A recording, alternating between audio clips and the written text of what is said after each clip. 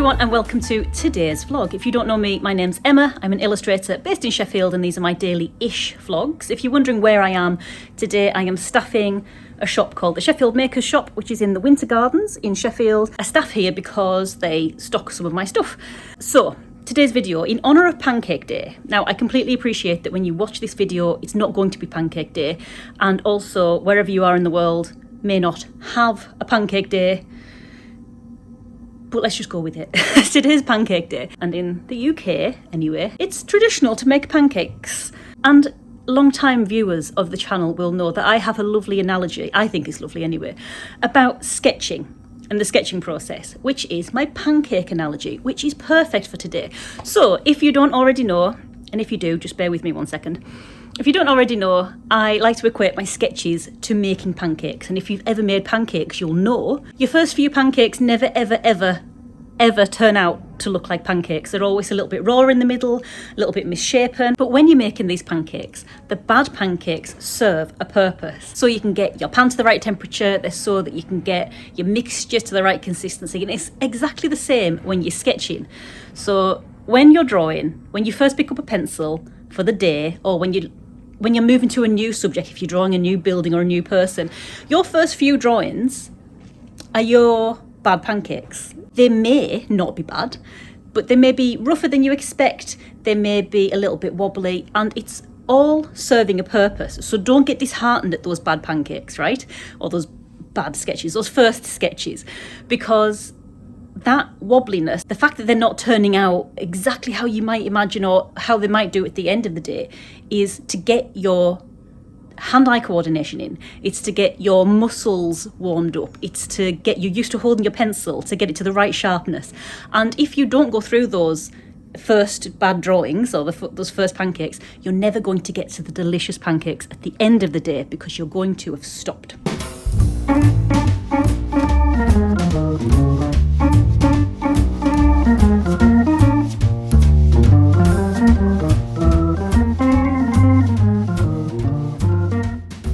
The thing that really helped me get over my fear of seeing these messy drawings was timed sketches. And today I'm going to kind of give you a walkthrough of some timed sketches. So get something to draw with and something to draw on if you want to. If not, you can just watch me drawing. That's completely fine. But if you want to join in, get something to draw with, something to draw on, and choose an ornament or something in your house, something to draw. When I very first did this with the Good Ship illustration, I opened my art drawer, my messy art drawer with all of my messy stuff in it, and sit there and give yourself the grace to make some messy sketches. The first timer we're going to do is 30 seconds and I'm going to be timing along with you.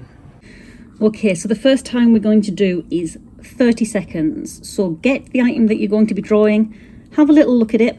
If you haven't got your item yet, feel free to pause it and go and get one.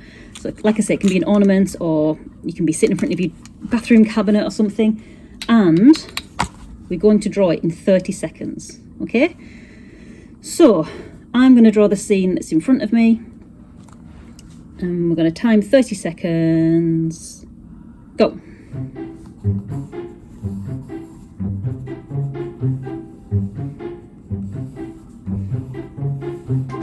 So we're 10 seconds in.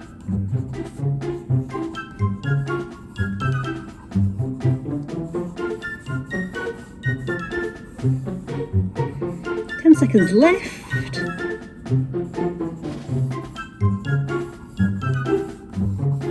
And stop.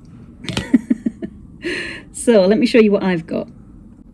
So this is what I've got in 30 seconds. And this is what I was drawing.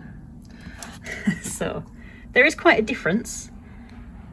But the benefit of having drawn this 30-second drawing is that now I've got the muscle memory of what shapes and where my pencil needs to be to draw this in a more detailed form. You know, I already know now that there's a thing over here with the planting. I've got that in my brain. Even if you're not actively thinking about the thing that's there, it's in your brain already. Okay. I'm very lucky that there are no customers at the moment. So the next timer I'm going to do is a 1 minute timer. And I'm personally going to draw the same thing, but you can choose something else if you want. All right, so I'm all set up.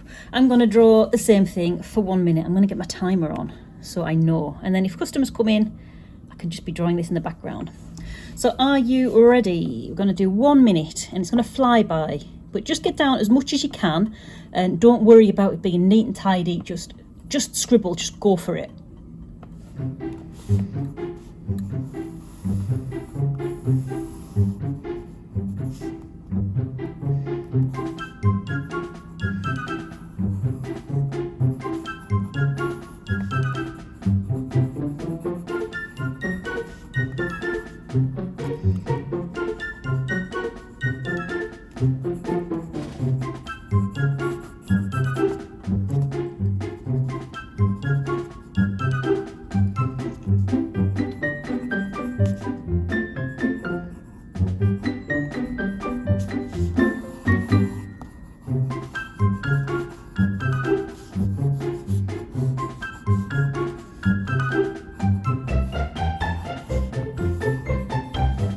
Last 10 seconds.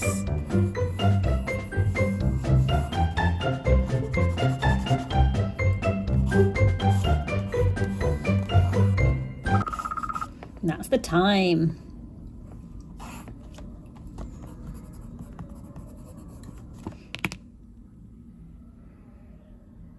So if you're following along and drawing yourself, you should notice by now that you're starting to just get a bit more detail down, even if it doesn't look like it. I mean, that doesn't look too different to my 30 seconds one, but your brain is starting to get those movements down. It knows where things are. It doesn't have to look as hard as it did when you did the 30 seconds one, but you know, you don't have a lot of time to sit around and think, what style am I going to draw this in? You just have time to go, oh, I've got 10 seconds left, I'm going to scribble some stuff down. And this is the start, I think, in my opinion, this is the start of finding your own style. Because in my experience from doing time sketches, like I said, it doesn't give you the time to think about what style you're going to draw it in. You've just got to draw it.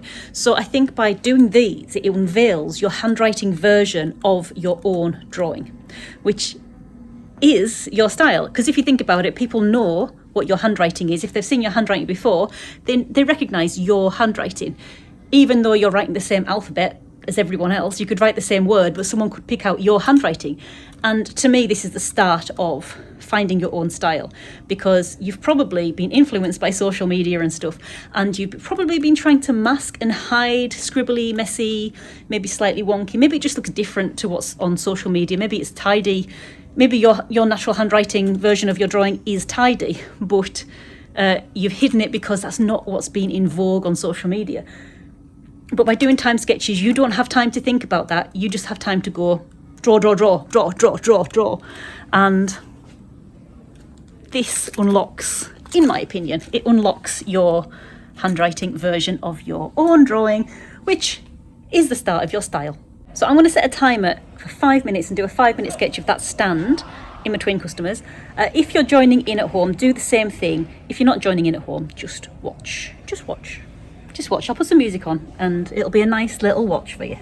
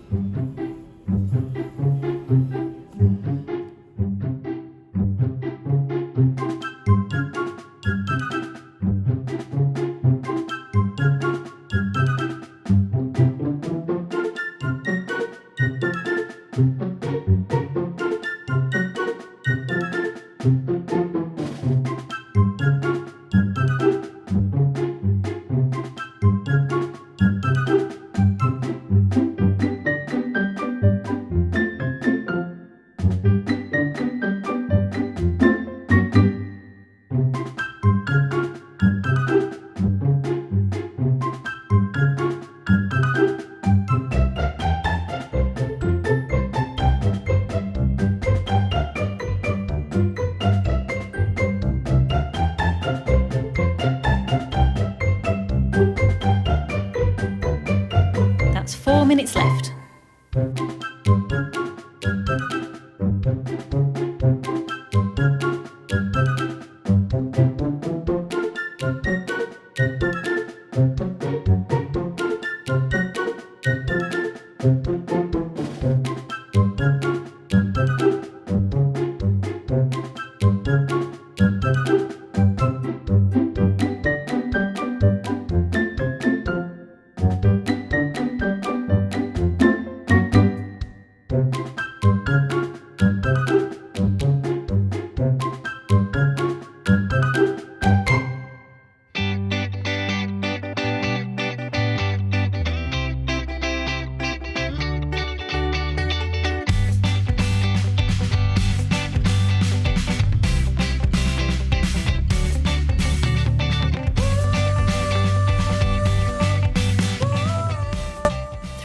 minutes to go.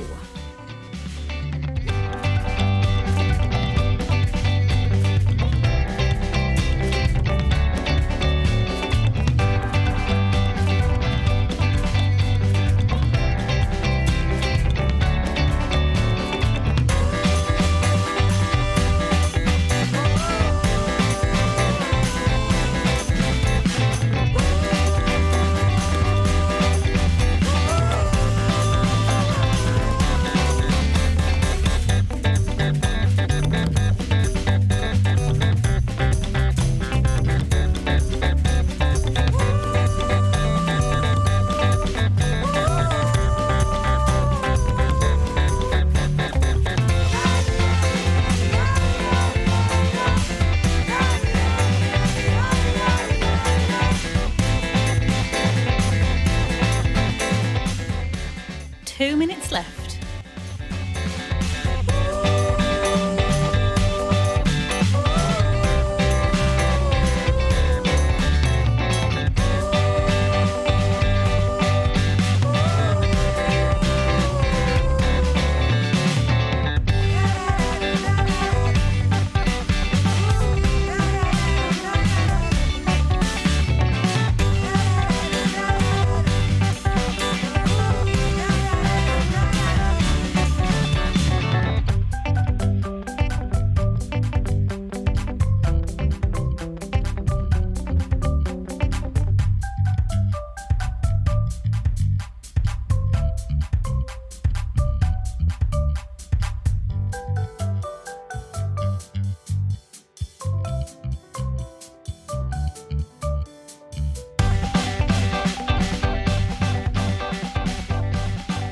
One minute remaining.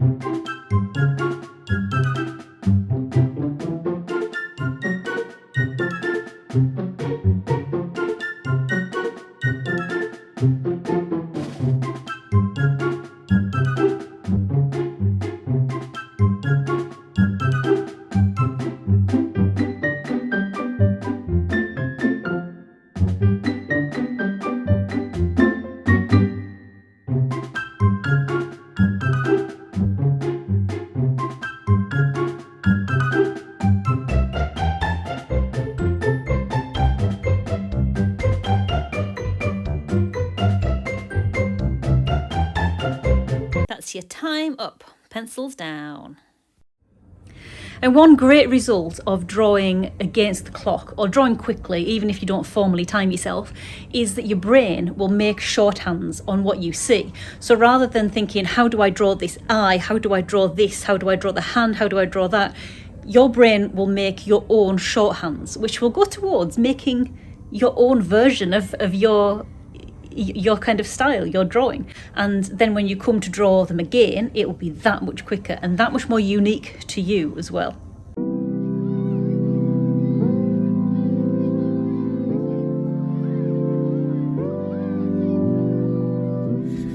So the more you get used to seeing your messy first initial sketches or your first pancakes, the easier it's going to be for you to keep going.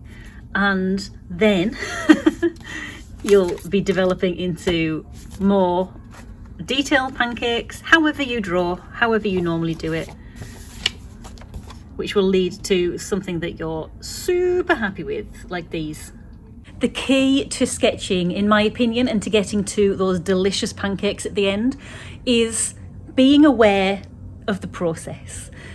Your first pancakes, your first drawings are going to be a little bit misshapen. They're going to be a bit wobbly because you're still getting your eye in, you're still getting your hand-eye coordination sorted, and you're still warming your hand muscles up. It's all part of the process. You need to, well, to get anywhere in your sketching, in my opinion, you need to really accept that as part of the process. And only when you start moving past those and go, oh well, it doesn't matter, move on to the next quick drawing and move on to the next quick drawing. Only when you start doing that, which is why timed sketches are great, because it gets a lot of sketches in a short space of time, So it's only when you start doing that that you start getting a volume of work under your belt, and you start making these shorthands. Your brain will start making these quick shorthands for your drawing, and only by getting used to the scribbly quick sketches at the beginning will you ever progress to anything more detailed or anything more accurate to what your brain would like you to be drawing. So, for example, when you're making pancakes, if you turned the pan off when you saw your very first pancake, the one that's burnt on the outside and raw in the middle and not shaped like a pancake, if you turn the pan off then, you 100% will not get to the delicious pancakes at the end. You just won't. And it's the same with drawing.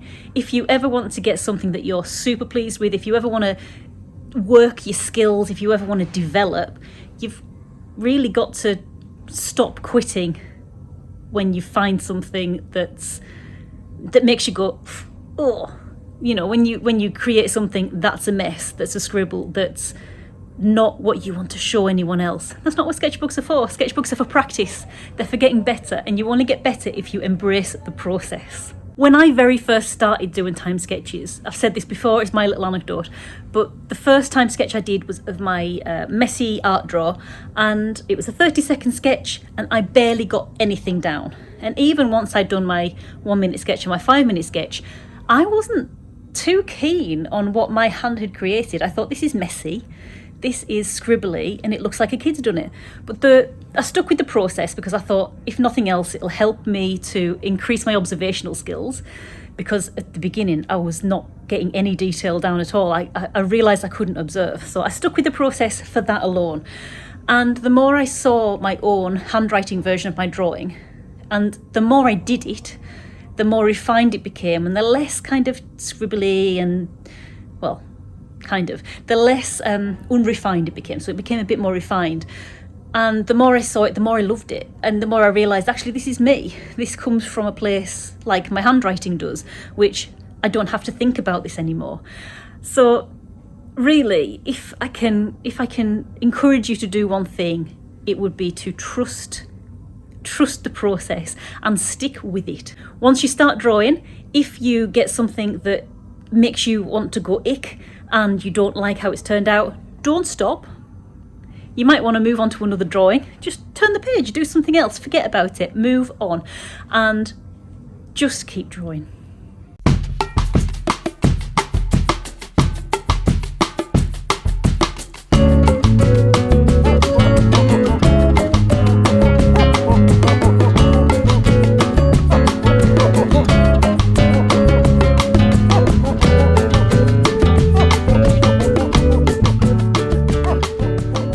So I hope you've enjoyed this video. I hope you found it entertaining, even if you didn't join in the time sketches yourself, because you did get to see me drawing in real time, because usually I time-lapse everything.